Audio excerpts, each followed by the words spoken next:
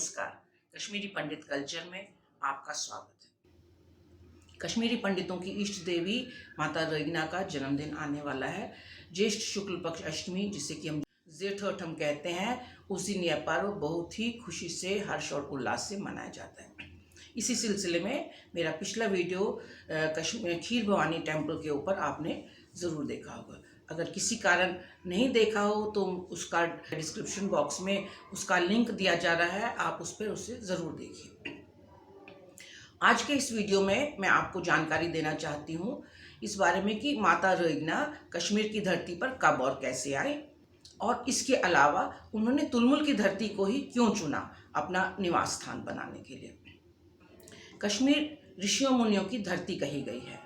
यहाँ पर अनेक ऋषि मुनियों ने वर्षों तपस्या करके अनेक ग्रंथों की रचना लिखी। ऐसे ही एक ऋषि रहे हैं भृंगीश ऋषि, जिन्होंने कश्मीर के तीर्थों पर अपना एक विशाल ग्रंथ लिखा, जिसे कहते हैं भृंगीश संहिता। भृंगीश संहिता में कश्मीर के अनेक तीर्थों का वर्णन है। साथ में ही उनके जो इष्ट देवी देवता हैं उनके बारे में भी, उनके प्रादुर्भाव के बारे में भी वर्णन किया गया है। जैसे रईना भगवती, शारिका भगवती, ज्वाला भगवती, शारदा भगवती, या इसके अलावा अन्य तीर्थों का, जैसे अमरनाथ तीर्थ का है, या हारी पर्वत का है, या तुलमुल का है, मार्तंड तीर्थ है। इसी तरह इन सभी तीर्थों के बारे में वर्णन किया गया। इसी में एक चैप्टर आता है रायगना प्रादुर्भाव, जिसके अंदर बताया गया है कि किस तरह से रायगना का प्रादुर्भाव कश्मीर की धरती पर हुआ। यह जो भृंगीश संहिता है, यह भैरव और भैरवी के बीच में संवाद के रूप में बना हुआ है। इसमें भैरवी जो है भैरव से कुछ क्वेश्चन पूछती है, जिसका जवाब में शिव भगवान जो भैरव रूप में है वो उसका आंसर करते हैं। इस संहिता के अनुसार जो रईना भगवती थी वो पहले लंका के जो राजा थे रावण, उनकी इष्ट देवी रही हैं। वहाँ पर लंका में इनका नाम श्यामा देवी था।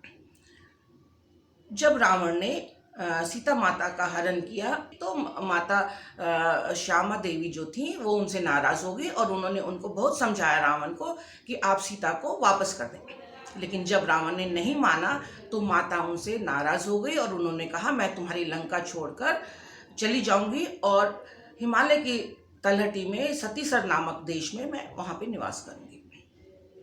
तो इस तरह वो वहाँ पे आलोप हो गई। तो इस प्रकार जब राम और रावण का युद्ध समाप्त हुआ तो कहते हैं कि राम जी के आदेश से हनुमान जी ने जो श्यामा देवी थी उनको अपनी पीठ पर बिठाकर उनको सती देश ले गए। सती देश पहुंचकर वहां पर उन्होंने माँ से पूछा कि हे माता, आप कहाँ पे निवास करेंगे। तो कहते हैं उन्होंने कई स्थान को देखा, नीचे उतरी, लेकिन उन्होंने उन स्थानों को नहीं वहाँ पर अपना निवास स्थान चुना, लेकिन तुलमुल की धरती को ही अंत में अपना निवास स्थान चुना। क्योंकि तुलमुल की जो धरती थी वो दलदली थी, यानी स्वयंपी थी। वहाँ पे वो माता अकेली नहीं आई थी, माता के साथ उनके 360 नाग भी आए थे, और वो यही मानती थी कि उनके नाग जो है इस तुलमुल की जो दलदल की भूमि है यहाँ पर आसानी से रह सकेंगे, इसलिए उन्होंने तुलमुल की धरती को अपना निवास स्थान चुना। कहते हैं कि माता ने जिन जिन स्थानों को चुना, जिन जिन स्थानों को स्पर्श भी किया, उन स्थानों पर भी माता के मंदिर बन गए थे। ये स्थान है मंजगांव, खनबर्णन, लोकभवन, लड़कीपोरा, टिक्कर, शैलपुत्री और हरमुक्त गंगा। इन स्थानों पर भी माता के खीर भवानी माता के मंदिर स्थापित है, और हर महीने की अष्टमी पर यहाँ पर भी इनका अच्छे से दिन मनाया जाता है, पूजा अर्चना करी जाती है।